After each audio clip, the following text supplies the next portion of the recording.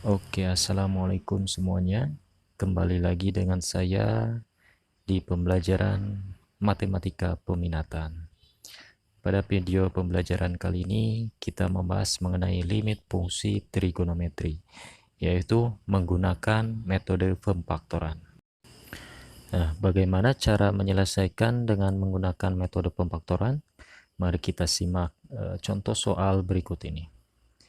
Limit X mendekati 0 tan X dibagi dengan X kuadrat ditambah dengan X. Nah, sekarang di sini kan ada penyebutnya itu X kuadrat ditambah X.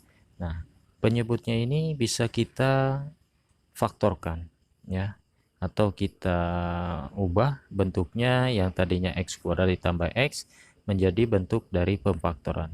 Kalau kita faktorkan, hasilnya nanti akan berubah menjadi X, kemudian dikali dengan X ditambah dengan 1. Ya. Jadi nanti limit X mendekati 0, tangan X dibagi X kuadrat ditambah X, hasilnya sama dengan limit X mendekati 0, tangan X dibagi dengan X dikali X ditambah 1.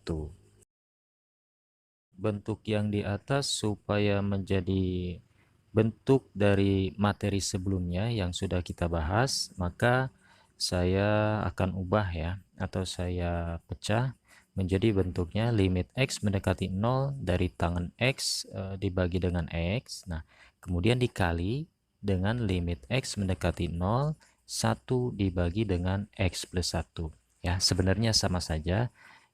Ini kan hanya dipecah saja penyebutnya ya. Karena di sini di dalam penyebut itu ada dua perkalian ya, yang pertama X, kemudian yang kedua adalah X plus 1. Saya akan uraikan gitu ya, saya akan uraikan menjadi limit X mendekati 0. Yang pertama adalah tangan X dibagi dengan X ya, yang kedua adalah 1 dibagi dengan X plus 1 gitu ya. Nah, sekarang ini kan yang pertama tangan X dibagi X, ini kan sesuai dengan materi sebelumnya, bahwa tan AX dibagi dengan BX, maka hasilnya adalah A per B. Maka di sini juga sama, hasilnya nanti A per B. A-nya berapa? A-nya 1 dan B-nya adalah 1. Jadi hasilnya 1 per 1. Kemudian limit X mendekati 0 dari 1 dibagi dengan X plus 1. Nah, ini kita substitusi saja X-nya dengan 0, atau kita ganti X-nya dengan 0. Maka hasilnya adalah 1 dibagi dengan 0 ditambah 1. Dan hasilnya adalah 1. Gitu ya. Itu untuk contoh soal yang pertama. Ya. Oke, kita masuk ke contoh soal yang berikutnya, yang lumayan sulit gitu ya. Oke. Contoh soal yang kedua.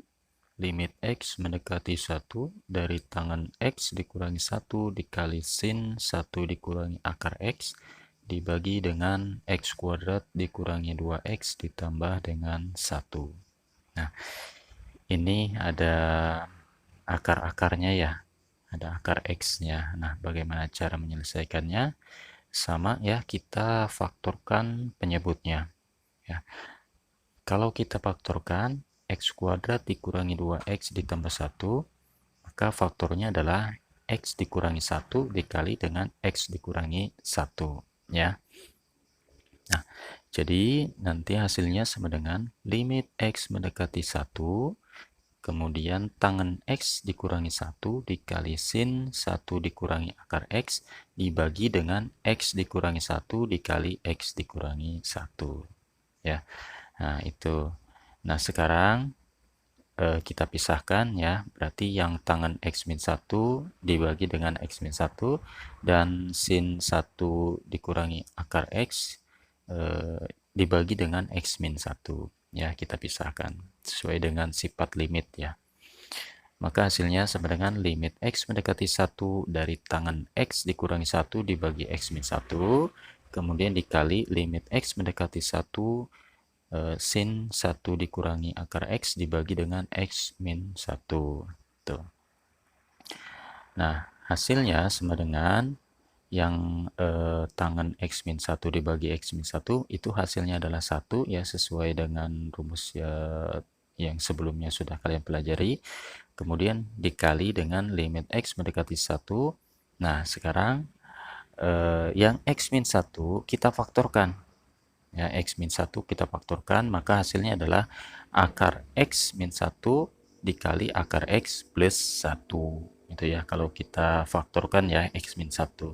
Supaya apa? Supaya bentuknya nanti sama dengan yang di atas ya. Bentuknya supaya sama dengan yang sin 1 dikurangi akar X ya. Udah sama belum? Belum ya, belum sama. Nah, kalau misalkan belum sama, kita manipulasi lagi, berarti saya pindahkan minnya ke depan, gitu ya.